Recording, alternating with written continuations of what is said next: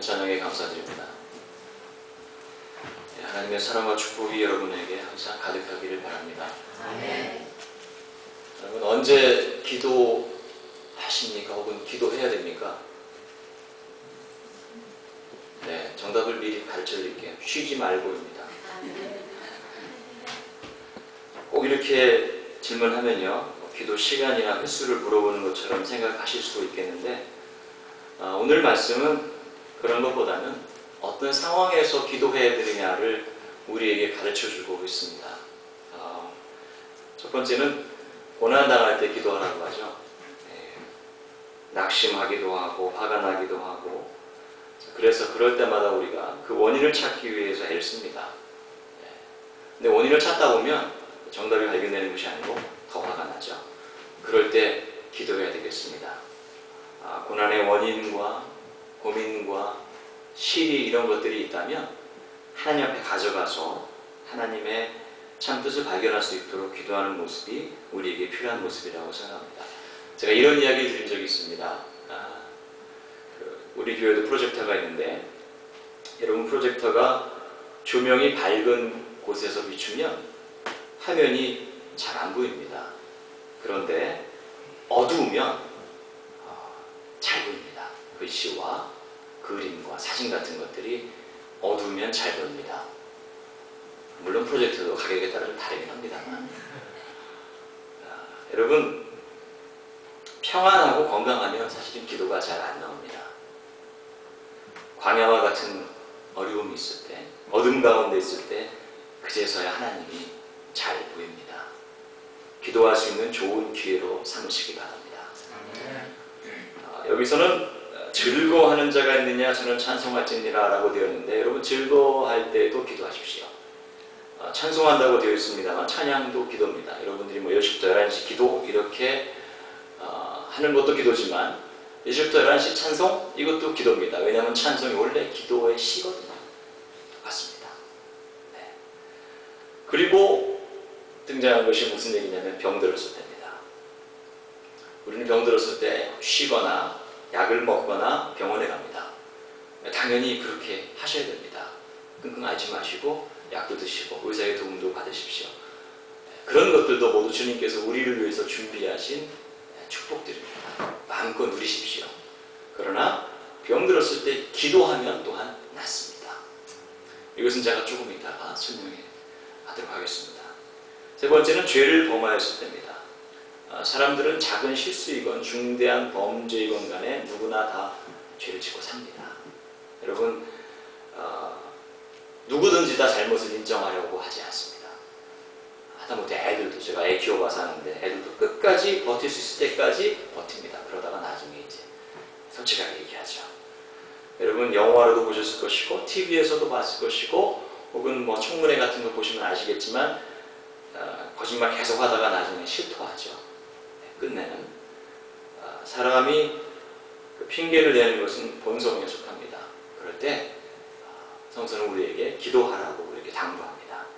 자, 이런 기도가 필요한 순간들이 있는데, 특별히 오늘은 병들었을 때 어떻게 기도하나를 가지고서 야고보 기자가, 야고보 감독이라고 하기도 하고 장로라고 하기도 하고 야고보 사도라고 하기도 합니다. 이렇게 우리에게 어떻게 해야 될 것인가 조언을 주고 있습니다. 자, 병들었을 때 원래 의미는요, without strength입니다. 힘이 없을 때예요. 그러니까 그냥 병든다는 의미보다는요, 조금 더 넓은 의미라고 보시면 됩니다.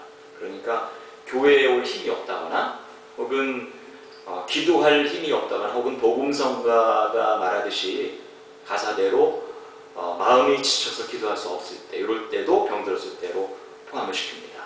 그리고 좁은 의미로는 육체적 질병입니다. 그럴 때 장로들을 청하라고 이야기합니다. 여기서 장로는 제가 말씀드렸듯이 바로 야고보와 같은 분을 이야기하는 겁니다. 지금의 장로님들하고는 조금 다른 개념이죠. 초대교회 공동체마다 다른 직제들이 있었는데, 어디서는 감독이라고 하기도 하고 어디서는 사도라고 어디서는 장로라고 이렇게 불렀습니다. 그래서 헛갈리죠. 헛갈리실 필요가 없습니다. 다 똑같이 사용했던 단어들이니까요. 자, 그런데 오늘의 본문에서 그분들을 청해서 기도하라고 합니다. 그러니까 우리가 지금 하고 있는 중보의 기도나 안수 기도의 전형이죠. 여러분 저도 안수를 합니다. 제 안수 기도를 받으신 분도 있고요. 오늘 말씀해 보니까 기름도 발라서 이렇게 기도하는 거로 되어 있는데, 그것은 지금도 몇몇 교단에서, 개신교 교단에서도 이렇게 신유 집회나 혹은 목사 안수식이나 이럴 때 기름을 바르면서 기도하곤 합니다. 자, 그런데 여러분, 여기서 굉장히 중요한 개념이 있습니다. 형식도 중요한데 누굴 청해서 기도하는 것, 겸손하게 받아들이라는 의미도 있을 것이고, 또 도구로서 기름을 사용하는 것도 중요한데, 정말 중요한 건 뭐냐면 주님의 이름으로 기도하는 거예요. 주님의 이름으로. 누군가 기도해서 그 사람에 의해서 나는 것이 아니고 주님의 이름으로 기도해서 나는 것입니다. 자, 우리가 가장 쉽게 하는 실수는 무엇인가 하니 바로 내 이름과 내 뜻대로 기도하는 것입니다.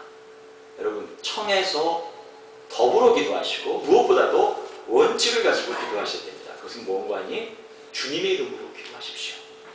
반드시 주님의 이름으로 기도해야 이루어진다고 성서 여러 곳에서 우리에게 교훈을 하고 있습니다. 두 번째는 의롭게 간절하게 믿음을 가지고 기도하십시오. 오늘 말씀에 보는 대로 의인의 기도가 힘이 있다고 이렇게 말씀을 하죠. 그리고 엘리야처럼 간절하게 기도해야 됩니다.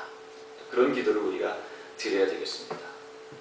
자, 그렇게 하면 하나님께서 우리에게 치유의 기적을 베푸신다는 것입니다. 그런데 이런 얘기를 들으면, 지금이 무슨 어느 시대라고, 뭐 기도한다고 뭐 다 이루어지고 병이 낫고 그건 아니지 않습니까? 라고 생각하시는 분이 여기는 없겠지만, 혹시라도 생각해 본 적이 있다거나 생각하는 분들이 주위에 있다고 생각이 들어서 제가 말씀을 드립니다. 여러분, 믿음으로 기도하면 반드시 들어주신다고 주님은 약속하셨습니다. 마가복음 11장 24절에 이렇게 되어 있습니다. 믿고 기도하는 것은 받은 줄로 믿으라. 그리하면 너희에게 그대로 되리라. 이렇게 되어 있습니다. 재수 좋으면 기도가 이루어지는 것, 이게 아니고요. 받을지도 몰라, 혹은 받게 될 가능성이 높을지도 몰라가 아니고, 여러분, 믿고 기도하는 것은 이미 받은 줄로 알라고 성서는 분명하게 우리에게 말씀하고 있습니다. 그러므로 여러분, 기도하시는 제목들이 있거든 이미 받은 줄로 알고 믿음을 가지고 기도하십시오. 예. 제가 이틀 전에 저희 교회 한 성도님에게서 전화를 받았습니다. 그냥 다 아시니까 용감하게 말씀을 드리겠습니다. 태연이 엄마인데요.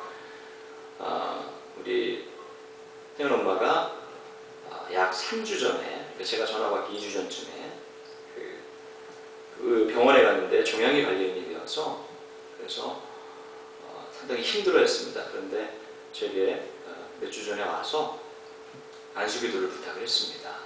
그래서 제가 간절하게 안수기도를 했습니다. 그리고 그 성도님께서 병원에 가셨는데 정말 믿기 어려운 일이 발생을 했습니다. 몸에 있던 종양이 없어졌습니다. 그래서 의사 선생님께서 너무 놀랐어요. 그리고 그 이야기를 들은 우리 태연 엄마도 너무 놀랐고, 근데 사실 제일 놀란 사람은 저죠. 솔직히 말씀드리면 기도해준 제가 더 놀라죠. 아마 제가 이렇게 얘기하면 이제 안도건 목사가 TV에 곧 출연하겠구나, 그런 뜻으로 말씀드린 것이 아니고요.